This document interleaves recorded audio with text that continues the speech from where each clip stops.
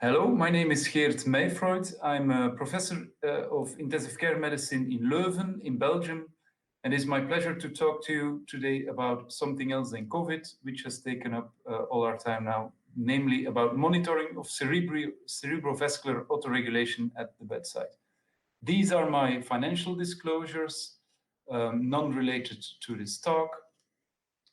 I will start with the introduction. So our brain is our most important organ and is dependent on a high blood supply to meet its energetic needs. And actually an organ that only has about 1 or 2% of our body weight consumes 20% of our cardiac output.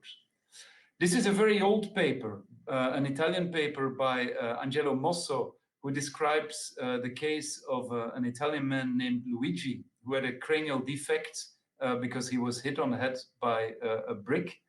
But that allowed the researchers to assess the volume of the brain as well as a measure actually of cerebral blood flow. And what they saw is that when they talked to Luigi about the first time he met his wife and the impression she made on him, they could actually see an increase in blood volume, in volume of the brain, so an increase in blood volume, and there was a steal effect from the foot, so in the body there was less blood supply. So we know that activity regulates cerebral blood flow. Now, when it comes to cerebrovascular autoregulation, because I've been asked to tell you how to monitor this, it's very important that we know what we're all talking about.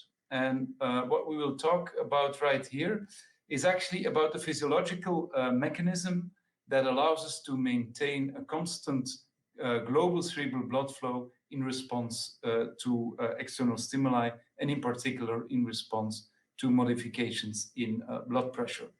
We assessed this, so in 2019, September, we had a consensus conference about this in Leuven in Belgium, which will be published soon. And there was a lot of discussion on what would be the best clinical definition. Actually, this was the best definition we could come up with.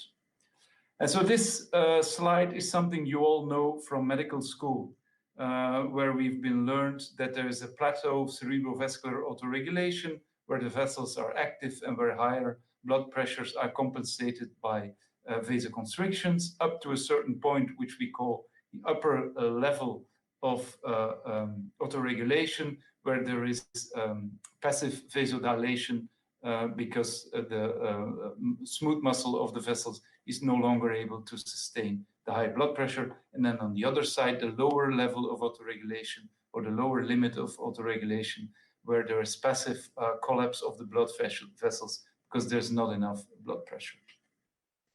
And we thank this to this man, this graph, who is Niels Lassen, who published a paper in 1959, where he actually described the plateau of autoregulation. Now, you might think that these numbers here present individual patients. Well, they do not. They actually present several studies. And this is one of the papers that could be published in the 1950s, but that probably would not get published anymore right now, where you can group such a diverse set of studies and present them as one data set.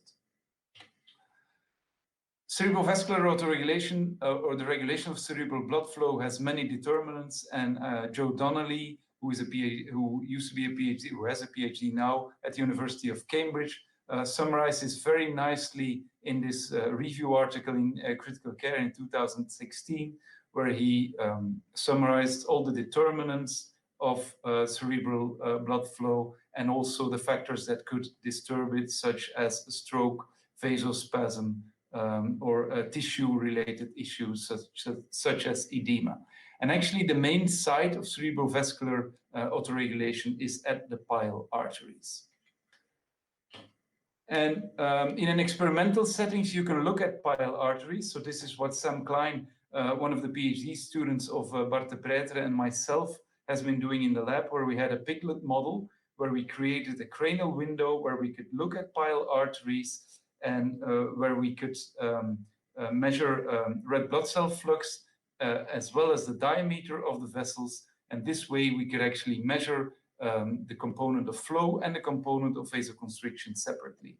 And Sam was able to nicely recreate the Lassen curve in his patient, in his pigs, where you can clearly see the lower and the upper level of autoregulation.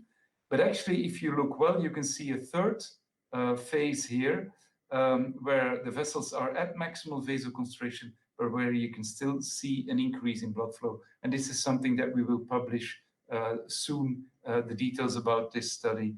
We have a paper under submission where you can actually clearly see that there's actually 3 breakpoints in cerebrovascular autoregulation. Now, when is cerebrovascular autoregulation impaired? Well, we know that it's often impaired in traumatic brain injury, and that the degree of impairment is larger in older patients, also in some types of injury, for instance, diffuse axonal injury, with also large midline shifts, tends to dysregulate the autoregulation. Thick subarachnoid hemorrhage do this, deep lesions do this, edema does this, sustained elevations in ICP do this as well. When it comes to therapy, it's less clear. We looked at it in our own data set in retrospect, actually found no impact of propofol or norepinephrine, 2 of our very frequently used drugs to treat these patients on cerebrovascular autoregulation, and also found no impact of anemia on how autoregulation works in these patients. Now, if you have a TBI, it's good to have active autoregulation. And this graph is from the paper we wrote together with Fabian Guisa, where we divided the ICP, insults of elevated intracranial hypertension according to intensity, so level of ICP, but also the duration of the insult. And this is actually, this blue line is the line on the right side of this line. Insults were associated with worse outcome. On the left side, they were in general associated with good outcome. And this is where the curve goes to if autoregulation is intact. So if your autoregulation works, you can actually sustain higher ICPs for a longer time. Whereas if your autoregulation doesn't work, like the red graph here, it's the other way around. You're not able to sustain high ICPs any longer. So it is important to autoregulate. Now, how can we assess cerebrovascular autoregulation? You can assess this in a dynamic way or in a static way. Now, the dynamic way of assessing autoregulation is something that is more reserved for experimental setting, because it involves inducing a rapid step change in cerebral perfusion pressure, which is obviously not desirable in patients.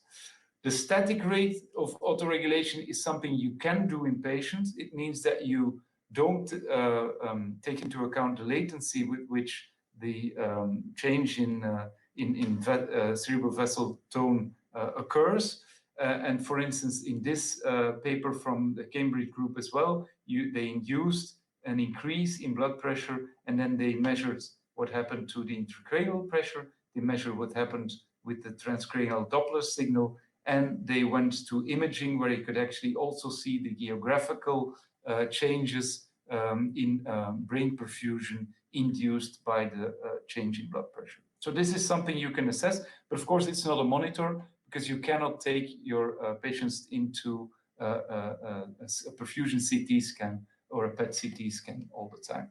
So ideally you would be able to do this continuously without having to expose the patient to other ranges of CPP, where you can determine the breakpoints, and a monitor that preferably learns fast, that is non-invasive, and that is cheap.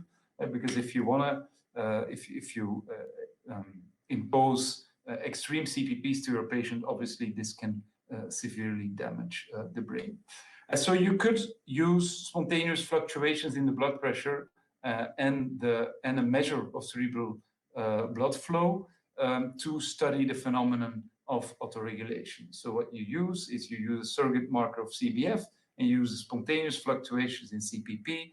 And then if CBF varies together with the blood pressure, this patient is pressure passive or not autoregulating, whereas when there's an inverse relationship, the patient is autoregulating. And there are several mathematical techniques to do that with. Now, of course, if you use continuous measurements, there's noise in that signal, so you know that signal to noise ratio is low. So you have to take into account that your measurement will be less precise. And so that's why you have to do these multiple sequential estimates to account for that. Now, you can use several measures of cerebral blood flow.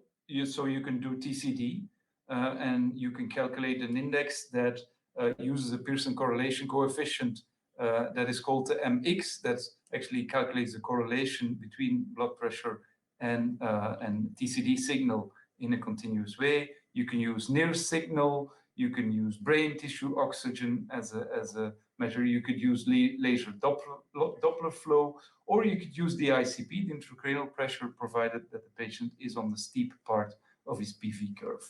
And so indeed, the MX is a Pearson correlation coefficient every 4 minutes. You have to monitor MCA flow at least 20 minutes, but preferably longer. You measure MCA flow velocities, and you use the algorithm uses ICP and MAP averages over 6 seconds. And then you can see that this patient clearly has a pressure-passive relationship because there's a linear association between CBF and MAP, whereas there's an inverse relationship in this patient, which means that he's pressure active and autoregulated.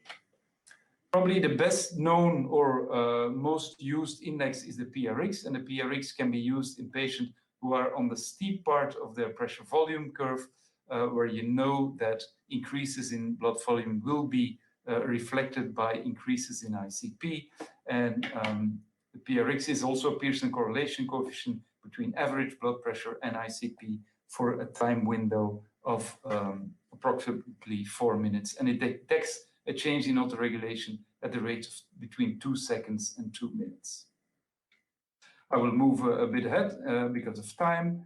Another way of doing it, if you don't want to monitor continuously, you don't have this system, is simply doing a small challenge of the blood pressure and then see what happens. For instance, you look at ICP, PbTO2, or cerebral blood flow at baseline. You raise the blood pressure 10 minutes while you're standing at the bedside, while you're knowing what you're doing by increasing the vasopressor dose, and then you reassess what happens to those signals. And so if autoregulation is intact, ICP should decrease or at least not change, whereas if ICP or cerebral blood flow increases, cerebral autoregulation is esteemed to be absent. What you can also do is reverse the ABP signal to look for the zone of optimal autoregulation.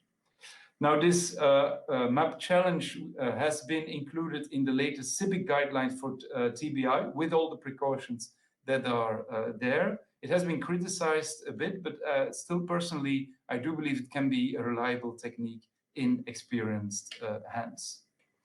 So where are we now with autoregulation monitoring? Well, there's no consensus on a clinical definition of autoregulation. Dynamic rates of autoregulation monitoring is probably something you cannot do in clinical practice because it has it can potentially harm your patient. But you can assess the static rate of autoregulation by using imaging or doing a MAP or ABP challenge, or you can use the PRX or another mathematical index of autoregulation to have a good estimate. We don't know whether there's a clinical benefit of autoregulation-based management because you could steer the patient in the zone of optimal autoregulation by trying to aim for an optimal CPP.